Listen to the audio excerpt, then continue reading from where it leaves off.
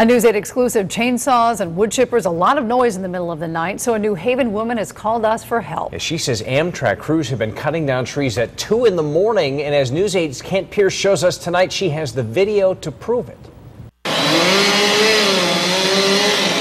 That's the sound of chainsaws and wood chippers along the train tracks in New Haven, as captured on a cell phone by Cathedral Bale, who lives right next to those tracks.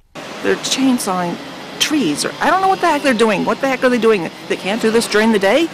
Amtrak says its crews have to trim those trees for safety. The trouble is they were doing it at 2 o'clock this morning and the morning before that.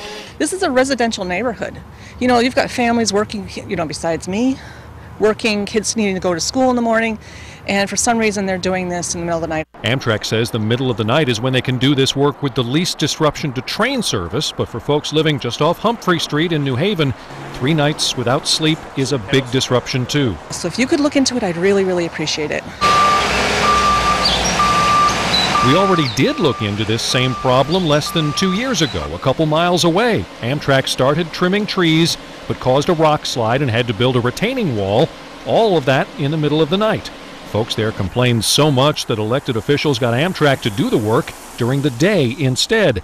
This time around, Amtrak says it told the city about the plans. They're going to be cutting down trees at night in New Haven now and for another 4 weeks. Of course, not all of that is going to be in Cathedral Bale's backyard, but she'd like some warning when it is going to be there.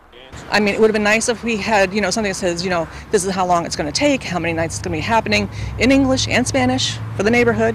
Now, Amtrak keeps stressing that this is important work for everybody's safety, keeping those trees trimmed. Cathedral Bale would just like to know when she's going to be able to sleep through the night again. We're doing everything we can to have her back and find out exactly when this phase of the project is going to be over. In New Haven, I'm Kent Pierce, News 8.